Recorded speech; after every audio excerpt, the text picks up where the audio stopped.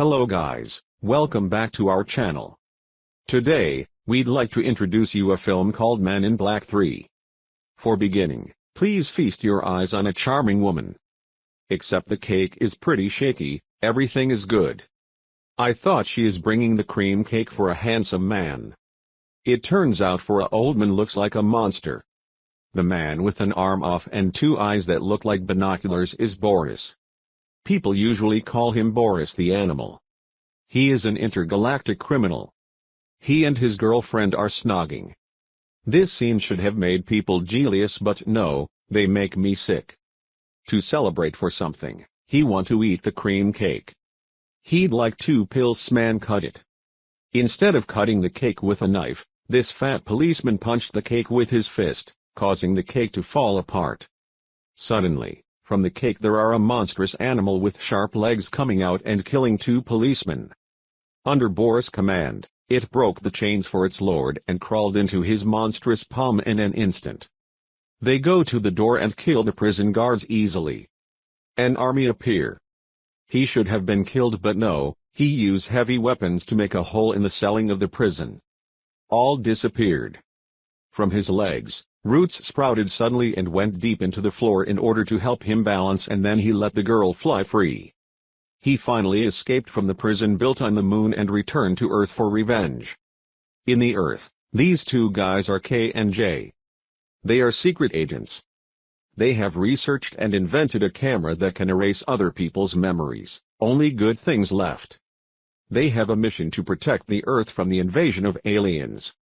After coming back to Earth, Boris meets this white guy and asks him something that can help somebody go back in time. He needs to take revenge on the guy who broke his arm, and that person is K. K and J go to a restaurant. They are stalking monsters to kill them. The owner of the restaurant is this man. His body is very monstrous. The food here is also monstrous. He trades and cooks alien. The bowl of noodles which still has eyeballs like this, who can eats. While they were discussing the plan, a guy came into the restaurant and attacked them. Without hesitation, they began to attack them back. J killed the guy in the kitchen, K beat him up and his head was dented. J came to a girl to comfort her, but instead of thanking him for his kindness, she used her long tongue to attack J. He jerked his hand strongly and she was gone immediately. At this moment, K met Boris on the rooftop. Just as he was about to attack K, J appeared and blocked the door to escape for K. Boris attacked them constantly, forcing them to the ground. Thanks to the door, they landed safely. Boris didn't chase, he just told K one sentence, "You don't know K, you're dead." The sentence stimulated J's curiosity.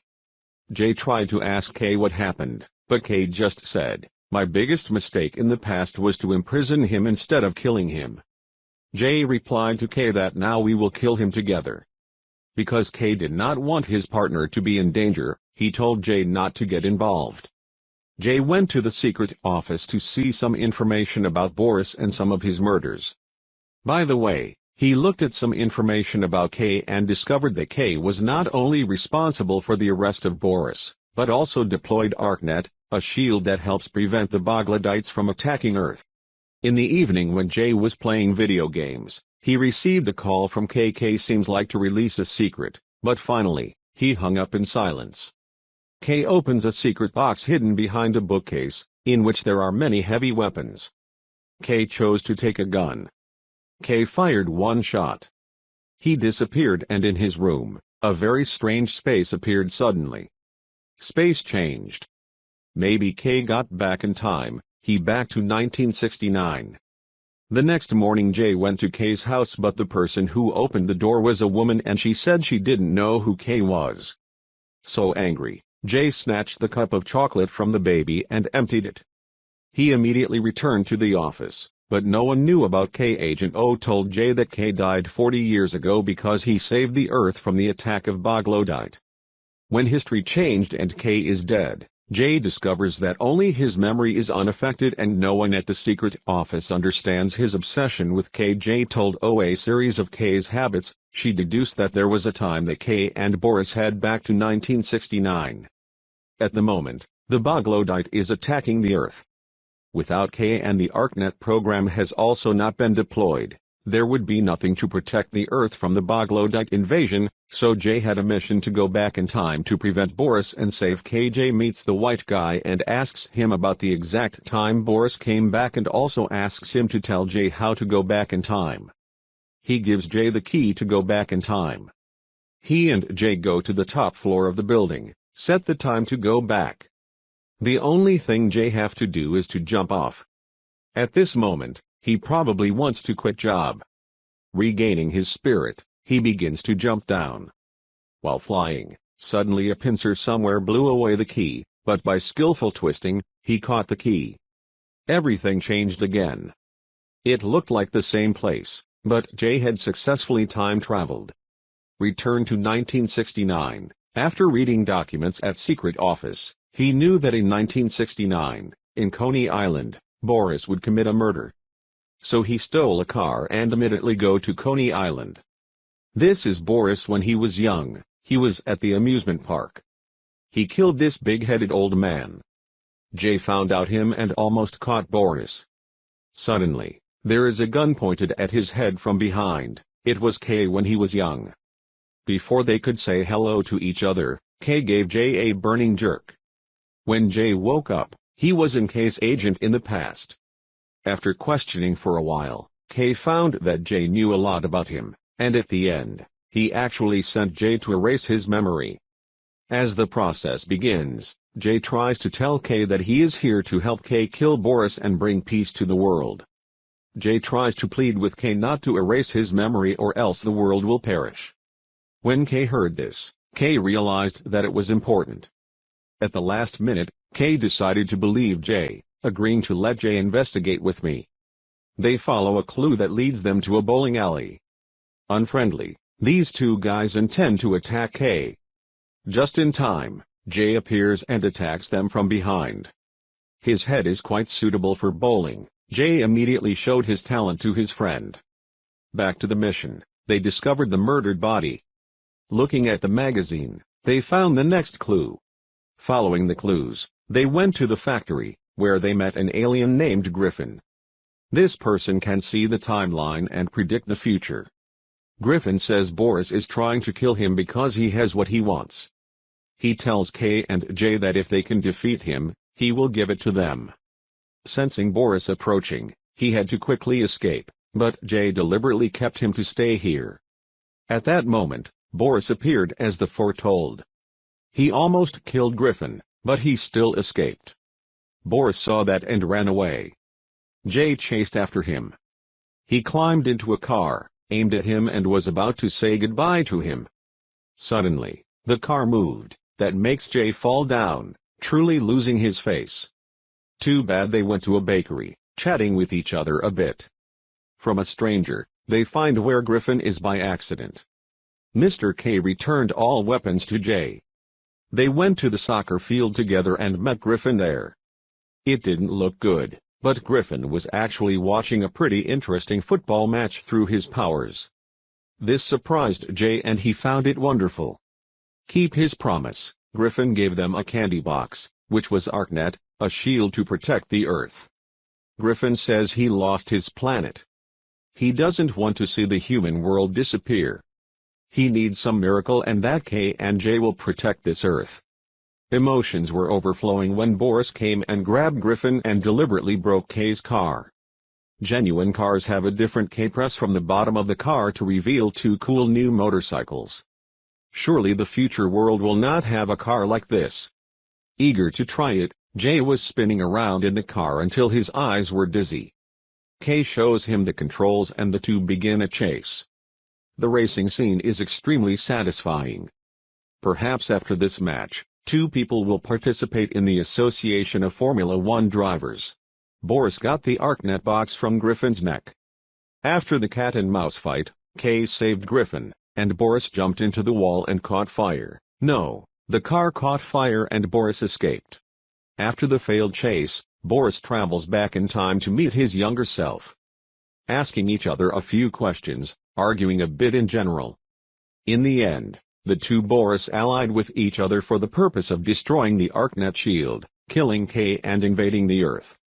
J and K's surfing is so spectacular that when the car stops, it makes Griffin want to stick his head in the trash can. Everything was fine until Griffin took off the hat on his head. Oh my gosh!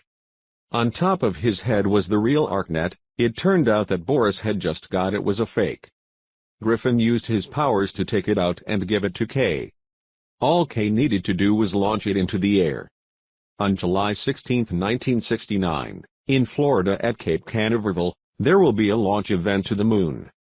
They have 6 hours to get there and attach ArcNet to the nose of the spacecraft. But J stopped K because in the future, K would die there. Outraged, K gave J a shocking punch. Griffin tells J to let him go because K is the only hope of saving the world.